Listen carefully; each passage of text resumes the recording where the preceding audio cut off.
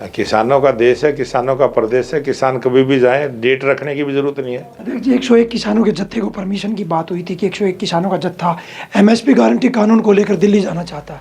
कल भूपेंद्र हुड्डा ने press conference कर कहा कि जब बीजेपी के मंत्री और जा सकते तो किसानों को क्यों दिल्ली क्यों नहीं जाने दिया जाता, उनको क्यों रोका जाता। बीजेपी के प्रदेश अध्यक्ष मोहनलाल बुरोली हमारे साथ मौजूद है। सक्रिय कार्यकर्ता को लेकर संगठन में किस तरह की प्रक्रिया चलाई जा रही है?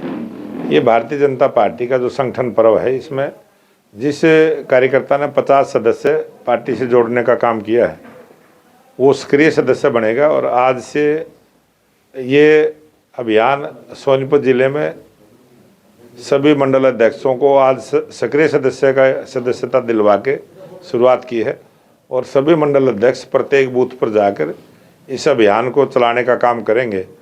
और जो भी शक्ति केंद्र का प्रमुख अपने शक्ति केंद्र के सभी बूथों पर सक्रिय सदस्य बनाने का काम पूरा करेगा।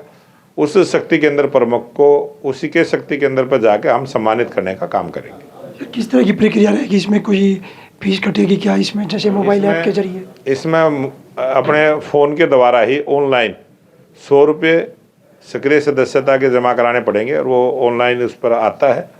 और जब हम बुक जो छपवाई है उस बुक को भरेंगे तो इसमें साधारण सदस्यता का नंबर भी उसमें लिखा जाएगा। और ये 100 रुपये की जो रसीद कटी है ये भी लगेगी।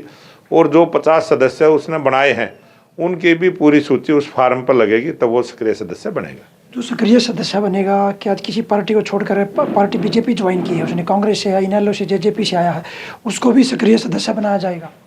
जो भारतीय जनता पार्टी में जिसने काम किया है, इस विधानसभा चुनाव में जिन भी कार्यकर्ताओं ने काम किया है उन सबको सक्रिय सदस्य बनाया जाएगा।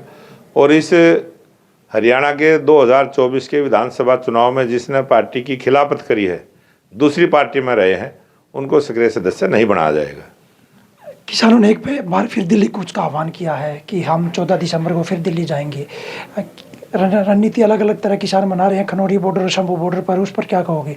किसानों का देश है, किसानों का प्रदेश है, किसान कभी भी जाए, डेट रखने की भी जरूरत नहीं है।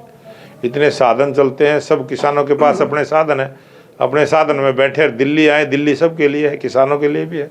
अध्यक्ष जी, 101 किसानों के जत्थे को परमिशन की बात हुई थी कि 101 किसानों का जत्था एमएसपी गारंटी कानून को लेकर दिल्ली जाना चाहता है। ये जो जत्थे वाली बात है, ये सरकार से बात करके उन्होंने उसका रास्ता निकालना चाहिए।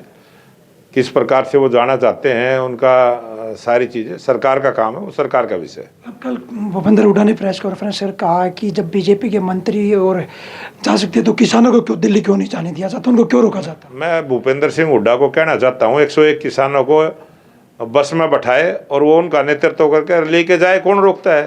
पता चल जाएगा रोकता है कि नहीं रोकता है कोई। 101 किसान है ना, 101 किसानों को ले जाने की कैपेसिटी तो भूपेंद्र हुड्डा के पास होगी। इतने तो साधन भी होंगे, 100 गाड़ियाँ तो उसके आगे पीछे घूमती हैं। एक किसान को एक गाड़ी में बैठा ले और लेके जाए दिल्ली, देखते हैं फिर कौन रोकता है। किसानों का नेता जगदीश सिंह डलेवाल आमरण अनशन पर बैठा है। उन्होंने कल एक राष्ट्रपति को चिट्ठी भी लिखी है कि जो किसान चाहते हैं कि एमएसपी गारंटी कानून पूरे देश में लागू हो। ये मीडिया के द्वारा वो चिट्ठी हमने भी पढ़ी है और उन्होंने लिखी है।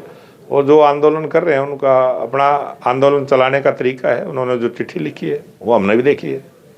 देखिए, हमारे साथ प्रदेश अध्यक्ष मोहनलाल बुरोली थे। उनका कहना है कि किसान दिल्ली जा सकते हैं, उनको कौन रोकता है, उनका कोई ना कोई समाधान निकालना चाहिए। सोनीपत से पवन राठी, हरियाणा तक।